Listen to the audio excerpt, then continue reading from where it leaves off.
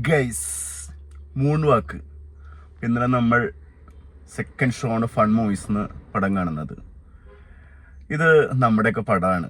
ഡാൻസിന് ഇഷ്ടപ്പെടുന്ന, കലയെ ഇഷ്ടപ്പെടുന്ന, അതിനോട് ക്രൈസുള്ള ആളുകളുടെ കഥ എന്ന് പറയുക. അപ്പോൾ ഈ പടത്തിനെ കുറിച്ച് പറയുന്നതിനും കുറച്ച് കാര്യങ്ങൾ പറയാനുണ്ട്. അപ്പോൾ അതിന് മുമ്പ് നമുക്ക് ഇതിന്റെ ഡയറക്ടർ വിനോദ് എ.കെ ആണ് ഈ പടത്തിന്റെ ഡയറക്ടർ വന്നത്. ലിസ്റ്റൻ സ്റ്റീഫനാണ് പ്രൊഡ്യൂസർ. പ്രശാന്ത് പിള്ളയാണ് ഇതിന് മ്യൂസിക്. ഇത് നന്നായിട്ടുണ്ട് കേട്ടോ. അൻസാർ ഷാ സിനിമാറ്റോഗ്രാഫർ. എടുത്ത് പറയണെന്ന് വെച്ചാൽ ഇത് ഈ പടം നടക്കുന്ന 80 കാലഘട്ടത്തിൽ, അതിന് മുമ്പാന്ന് തോന്നി എനിക്ക്. അപ്പൊ ആ സമയത്ത് ഉള്ള കാലഘട്ടം കൊണ്ടുവരുന്ന KSRTC ബസ്, വീട്, പാത്രങ്ങള് അടിപൊളിയായിട്ട് ചെയ്തു വെച്ചുള്ളൂ. സിനിമാറ്റോഗ്രാഫി എടുത്ത് പറയണം അൻസാർ ഷാ. ദീപ് ജോസഫ് എഡിറ്റർ. 1 മണിക്കൂർ 57 മിനിറ്റ് പാടുള്ളൂ. അത് നല്ല രീതിയിൽ അടിപൊളിയായിട്ട് ചെയ്തു വെച്ചിട്ടുണ്ട്. കിരൺ ദാസ്, രണ്ടാളുണ്ട് അല്ലേ. പിന്നെ സന്തോഷ് പണ്ടാള ലൈൻ പ്രൊഡ്യൂസർ. ഇതാണ് നമ്മുടെ ടെക്നിക്കൽ ടീം വരുന്നത്. ഇതിൽ കുറച്ച് പിള്ളേരാണ് അഭിനയിച്ചിട്ടുള്ളത്. സോഷ്യൽ മീഡിയയിലൊക്കെ ലൈവായിട്ടുള്ള കുറച്ച് ആളുകളാണ്. ഇവർ അഭിനയം എന്ന് പറഞ്ഞാൽ ഒരു ആദ്യത്തെ പടം ചെയ്യാണോ എന്ന് എനിക്ക് സംശയമായി. കാരണം അത്ര രസമായിട്ട് എല്ലാവരും ചെയ്തു വെച്ചിട്ടുള്ളത്. അരുൺനാഥ് VP, ജയ്ക്ക് എന്ന് പറഞ്ഞൊരു നായകൻ തന്നെ പറയാം. ആളെ ക്യാരക്ടർ സുജിത്ത്. അരുൺ എന്ന് പറഞ്ഞൊരു character. Moses, karate Shaji, Sajana Das actor, Sreekanth Murali. ആളെ അറിയുന്നൊരു മുഖം ഈ മുഖവും പിന്നെ മീനാക്ഷിയുടെ മുഖമായിരുന്നു. മീനാക്ഷി രവീന്ദ്രന്റെ മുഖമായിരുന്നു. അവിടെ അറിയുന്നൊരു ഉണ്ടായിരുന്നത്. അപ്പൊ ഈ പടത്തിന് ടീം തന്നെ നമുക്കറിയാം. ലിസ്റ്റൻ സ്റ്റീഫൻ, അതുപോലെ തന്നെ ലിജോ ജോസ് പുള്ളിശ്ശേരി എന്നൊക്കെ പറഞ്ഞാൽ നമുക്കറിയാം. അവരൊന്നും വെറുതെ പോയിട്ട് സംഭവത്തിൽ കൈവച്ച് കൊടുക്കുന്ന ആൾക്കാരല്ല. ഇത് എടുത്തോനെ സമ്മതിക്കുന്നു. ഈ ഡയറക്ട് ചെയ്ത ആൾക്ക് നല്ല രീതിയിൽ ഈ മേഖലയായിട്ട് നല്ല റിലേറ്റഡ് ആയിട്ട് നല്ല ബന്ധമുള്ള ആളാണെന്ന് ശരിക്കും തോന്നിപ്പോവും. കാരണം എന്റെയൊക്കെ ചെറുപ്പം എന്നൊക്കെ പറഞ്ഞു കഴിഞ്ഞാൽ എന്റെ ക്ലബ്ബ് ഉണ്ട് നാട്ടില്, ഭാരതീയൻ ക്ലബ്ബ് എന്ന് പറയും. ഈ ക്ലബ്ബിൽ ഫസ്റ്റ് പ്രോഗ്രാം നടക്കുന്നത് 2000-ലാണ്. അപ്പൊ ആ സമയത്ത് നമ്മുടെ ചേട്ടന്മാരൊക്കെ കൊണ്ടുവന്ന കുറച്ച് പ്രോഗ്രാംസ് ഉണ്ട്. Cinematic dance. അതിനു മുമ്പ് ഇതിനെ പറഞ്ഞിട്ടുണ്ടായിരുന്നു ബ്രേക്ക് ഡാൻസ് തന്നെയായിരുന്നു. അതിനുശേഷം വരുന്നതാണ് സിനിമാറ്റിക് ഡാൻസ് എന്നൊക്കെ കേട്ട് ഫാഷൻ, ഫ്യൂഷൻ, ഫയർ ഡാൻസ് എന്നൊക്കെ പറഞ്ഞ് അമ്പലവറമ്പിൽ ഭയങ്കര സംഭവമായിരുന്നത്. അതിന്റെ ഒപ്പം ഒരു മൈക്കിൾ ജാക്സൺ ഷോ ഉണ്ടായിരുന്നു. മൈക്കിൾ ബാബു എന്നാണ് ആളെ ചേട്ടൻ്റെ പേര്. ഇപ്പോൾ ഓർമ്മ. നിങ്ങൾ 2-3 കൊല്ലം വരെ പ്രോഗ്രാംസ് നമ്മൾ കൊണ്ടുവന്നിരുന്നു. എന്റെ ഓർമ്മ ശരിയാണ്. ശ്രീകൃഷ്ണ കോളേജിൽ പഠിക്കുന്ന, അതുപോലെ കോപ്പറേറ്റീവ് കോളേജിൽ പഠിക്കുന്ന വിജയമാതയിലൊക്കെയുള്ള കുട്ടികളാണെന്ന് തോന്നുന്നു എനിക്ക്. പിന്നെ ഈ ഒരു പ്രൊഫഷണൽ ടീം ഉണ്ടായിരുന്നു. അവരുടെ വീട് കറക്റ്റ് ഓർക്കുന്നില്ലേ, മുളി ഭാഗമാണ്, കോലഴി ഭാഗത്താണ് അവരുടെ ടീം ഉണ്ടായിരുന്നത്. അടിപൊളിയായിരുന്നു ആ പ്രോഗ്രാംസ് ഒക്കെ. അപ്പൊ അന്നൊക്കെ ഭയങ്കര സംഭവമായിരുന്നു. അപ്പൊ അത് കണ്ടിട്ട് നമുക്ക് സിനിമാറ്റിക് കളിക്കണം, സിനിമാറ്റിക് പഠിക്കണം, ഡാൻസ്, അങ്ങനെയൊക്കെ നമ്മളും കുറെ പിന്നാലെ നടന്നിട്ടുണ്ട്. പക്ഷെ അത് വലിയ ചെറിയ പരിപാടി ഒന്നല്ല.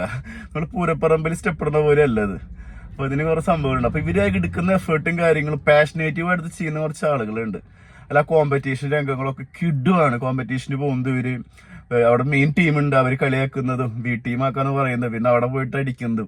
അപ്പൊ അതില് കോമ്പറ്റീഷനിൽ മെയിൻ ആയിട്ട് കോമ്പറ്റീഷനായിട്ട് ഐറ്റം ചെയ്യുന്നുണ്ട്, പിന്നെ ഡബിൾ ആയിട്ട് ചെയ്യുന്നുണ്ട്, പിന്നെ സോളോ ആയിട്ട് ചെയ്യുന്നുണ്ട്. സോളോ ആയിട്ട് ചെയ്യുന്ന ഒരു സംഭവമുണ്ട്.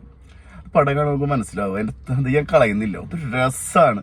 കാരണം ഇവരുടെ ആരും പ്രതീക്ഷിക്കാത്ത ഒരാളാണ് സോളോ ചെയ്യുന്നത്. നമ്മുടെ നായകന്റെ ബുദ്ധിയും കൂടിയാണ്. അടിപൊളിയായിട്ട് ചെയ്തു വെച്ചിട്ടുണ്ട് സോളോ ആയിട്ടുള്ളത്. Michael Jackson.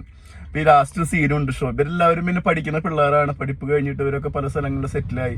അപ്പോൾ ഇവൻ ഷോ ആയിട്ട് നടക്കുകയാണ്. ചിലപ്പോൾ വല്ലൊരു കഥയായിരിക്കാം കേട്ടോ, അങ്ങനെ ഇൻസ്പയർ ചെയ്ത് ചെയ്തായിരിക്കാം. പറഞ്ഞ പോലെ മൈക്കിൾ ബാബുവിന്റെ കഥയൊക്കെ ആയിരിക്കാം.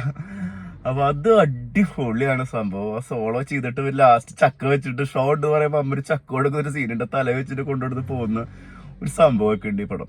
കലയെ ഇഷ്ടപ്പെടുന്ന ആ കാലഘട്ടത്തിലൊക്കെ നമ്മൾ നാടകം പഠിക്കാൻ വേണ്ടിയിട്ടൊക്കെ രാത്രിയൊക്കെ പോകണ്ട ആ സമയമൊക്കെ. അതൊക്കെ അങ്ങനത്തെ ഒക്കെ നോസ്റ്റുള്ള ആളുകൾക്ക് പെട്ടെന്ന് ഉറക്കാവും. അല്ലാത്ത ആളുകൾക്ക് ഇത് ഉറക്കാവെന്ന് എനിക്ക് തോന്നുന്നില്ല. പക്ഷെ അത് ഡാൻസ് ചെയ്യാത്ത, അതുപോലെ കലാപരമായിട്ട് ഇഷ്ടം ഉള്ള ആളുകൾ, അതായിട്ട് റിലേറ്റഡ് ആയിട്ട് എന്തെങ്കിലുമൊക്കെ പോകുന്ന ആളുകൾ ഉണ്ടാവില്ല ആ കാലഘട്ടത്തിലൊക്കെ. ഡാൻസ്, നാടകം, പിന്നെ എന്തെങ്കിലുമൊക്കെ ആക്ടിവിറ്റി ആയിട്ട് അപ്പൊ അങ്ങനത്തെ ആളുകൾക്ക് ഈ പടം ഭയങ്കര കണക്ട് ആവും. പിന്നെ ആ കാലഘട്ടത്തിന്റെ പ്രസക്തി ഈ പടത്തിൽ നന്നായിട്ടുണ്ട്. അത് രസമായിട്ട് ചെയ്തു വെച്ചിട്ടുണ്ട്. പിന്നെ ഇതിൽ മുടി വളർത്തിയ പിള്ളേര് ഒക്കെ പോലീസ് വെട്ടിക്കളയുന്നൊരു സീനൊക്കെ ഉണ്ട്. ആ പ്രായത്തിലൊക്കെ നമ്മൾ ഫേസ് ചെയ്ത കുറച്ച് കാര്യങ്ങളാണ്. മുടി വെട്ടി വരണം എന്നൊക്കെ പറഞ്ഞിട്ടുള്ളത്.